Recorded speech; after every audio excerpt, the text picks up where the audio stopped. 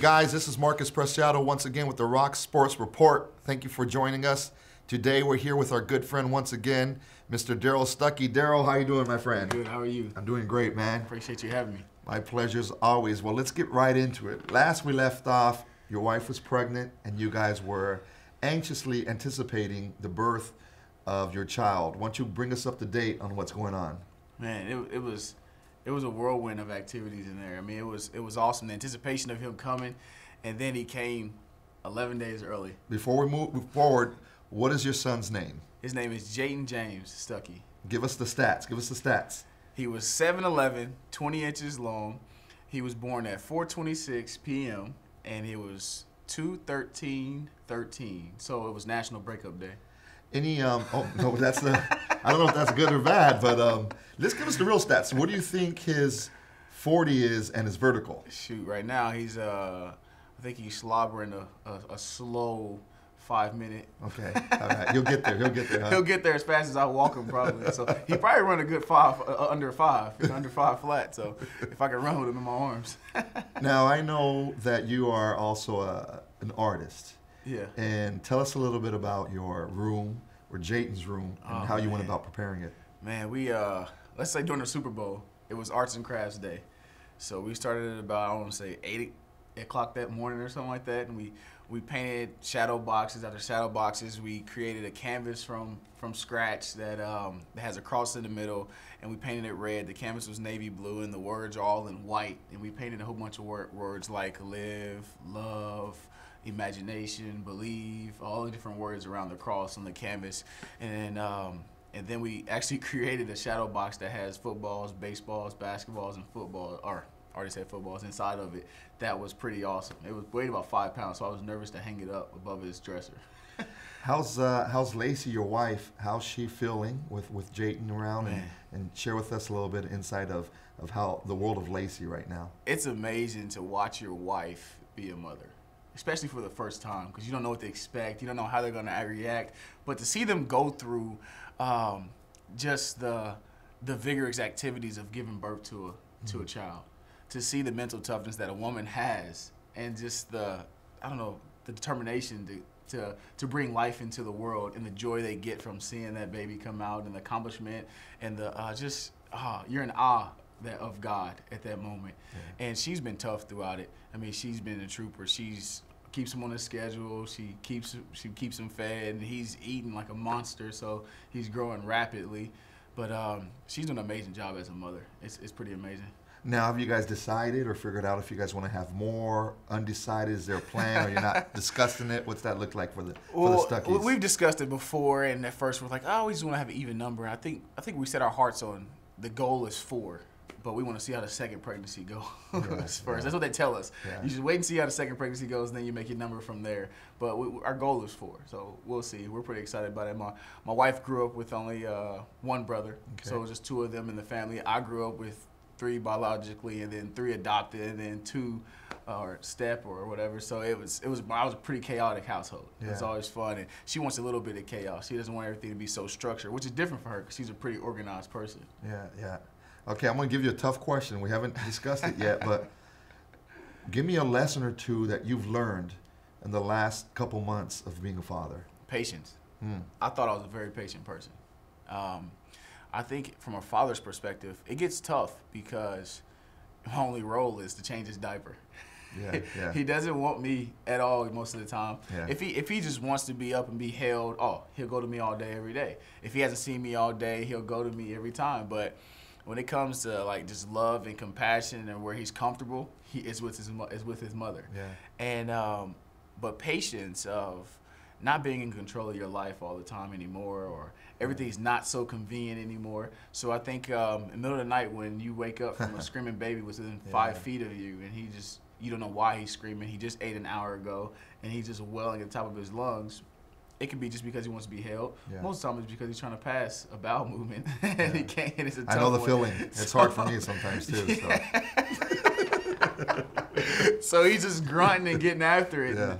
So it's just one of those things to where I think patience is the biggest thing you learn, and how to be flexible. Yeah, yeah. So shifting gears a little bit, recently in the off season, you've had some chances to taking advantage of some speaking engagements. And I know Torrey Pines, a local high school here in San Diego, invited you in with FCA. Why don't you share with us a little bit about that experience? That experience was amazing. Going into Torrey Pines, the only thing I knew about it is that it was a high school. Yeah. And it was in San Diego. It's about the most I knew about it. And going in, the FCA guy, he told me, he said, it's one of my hardest environments to preach the gospel in. And he really didn't go into detail of how or why. He just said it's just tough to reach the kids there for some reason. Yeah. So going in, I was kind of nervous and kind of like, man, I hope I can grab their attention a little bit. And obviously they pitched it out as I was coming to speak and share my testimony, and it was free pizza.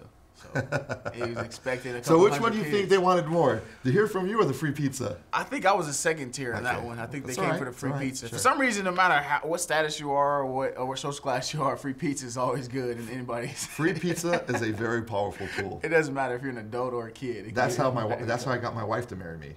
He kept offering free pizza weekly. I offered free pizza. Just keep showing up. So I get there and I just see the kids piling in. Yeah. And there was a couple hundred at first, and then right before speaking, another pile of kids piled in again. And then by the time I started speaking, it was about 500 kids there. And then as I was speaking, another 100 came in. I guess they had a senior pictures or senior meeting or something like that. So a whole bunch of seniors came rushing in at the last minute. I didn't break character. I stayed focused. Yeah, stay focused. So you're there. There's 500 kids, and I know speaking to high school students is not the easiest thing to do. And they're there. What message did you deliver to these high school students? I think at that age, it's tough to give a message all the time, and you can't be a Bible beater all the time because you'll lose a lot of them. Sure. Because a lot of them aren't in the Word that much. So you got to make it realistic and make it relate to where they are at that point in their lives. So I kind of talked to them about what are they chasing after. What are you after in life? I mean, no matter whether you're an athlete or not, you're always chasing after something. Whether it's success, whether it's your grades, whether it's acceptance, whether it's just pleasing your parents, or whether it's actually pleasing God. Yeah. I mean, so I took it from Hebrews 12, 1 and 2, which is one of my personal favorite verses, and it just talks about how when you're running a race of life, and you got to throw off the things that weigh you down or the sin that entangles you, and follow Jesus Christ, who's the author and perfecter of our faith. And it just talks about how when you're chasing after him, you're going to have some trials and tribulations. There are going to be some things that slow you down. But if you find the focus that Job had and keep your eyes on Jesus, you're going to make it through. And it was awesome. And at the end of it, 50 kids stayed around and got saved. Wow. So that was my first time really being directly involved. So it was pretty amazing. What a great thing to share your faith, man, and to put yourself out there and to let God do the work and reap the rewards. Yeah. Well, we know that the Chargers season has ended. Yeah. Right? Yeah. Right now we're in the middle of March Madness. I know you're a big KU fan. Tell us about what KU is going to do in the Well, first of all, just to throw it out there. Okay, throw it out there. Our men's and women are officially in the Sweet 16. It's the second time it's happened in the past 2 years, so it's pretty cool. Our girls beat South Carolina last night, which is they're a number, I think, 12 seed, and Carolina was number 4 seed, so it was an upset.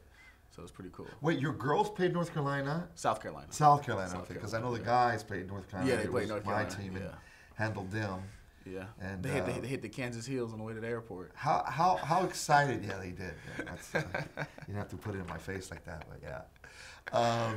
How excited would you be if they win a national championship?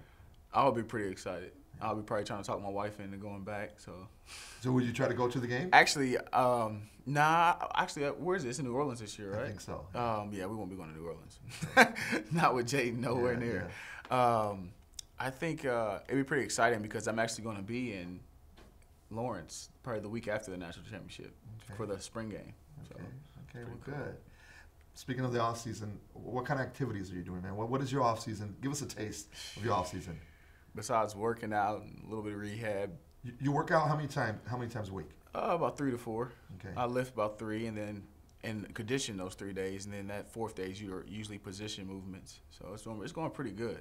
Did a little rehab, nothing major, just clean up some areas a little bit, and my shoulders and ankles, just more wear, no tear, so that's always a good thing.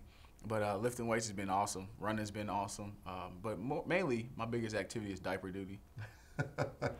Diaper, you get your reps in with get diaper my reps duty? in. Get my reps in. Hey, it's a game every time. It's game time every time I go in go in that nursery, we're on the changing table. Do you watch film or like your last one and like, oh man, if I would have just approached it here, maybe I should. Maybe I should get Lacey to start filming me a little bit so I can make sure I get it down. But I keep it at an angle to where it's not child pornography or anything. I don't want to get arrested. Yeah, that's true. Like the halftime adjustments too. If I would have just made this adjustment here, yeah, you gotta be careful. But it's funny because at first he used to just get at my wife every time because she would be enjoying like trying to tease him a little bit and try to get him laughing while she changed his diaper, and then he would just go without the diaper on. So, like, has he peed in your face yet? No. Not mine. I'm pretty. You haven't changed enough diapers? No, I have. I just swap pretty. Yeah, okay, it's a game. I told you it's game time every time. It's in and out. It's go time. I mean, now I'm a little more lenient because sometimes I get too relaxed, and that's when he blows a hole in the curtain. Yeah. Like the other day, he just blasted everything within 5 feet. Except me. My wife was so disappointed, not in him, more so the fact that he didn't hit me at all. Like it was everywhere. Wait. Me. So she wasn't upset that he blew everything. She was more frustrated that you didn't. I didn't get hit. Like, she was like, "How did he not hit you?" Like I was like, "Really? That's the only question you had to say right now? How did he not hit me?" She was, "I don't understand. He gets me all the time." I was like, "What do you mean?" So it was funny. But yeah, he only does that. He only did it twice in the past 6 weeks, so he's okay. That's only when he's stopped up and can't get a bowel movement. So that's funny. Well, you're hearing it from Daddy right here, Darrell Stuckey. Hey, we'll catch up next time and find out kind of what you're excited about the next year with the new coaching staff, what that looks like, and follow the adventures of Jaden. It'll be fun because they're expecting a lot of me this year. All right, man. We'll get into that next time. All right, thank you. All right, Dill. Always awesome. Thanks for having me.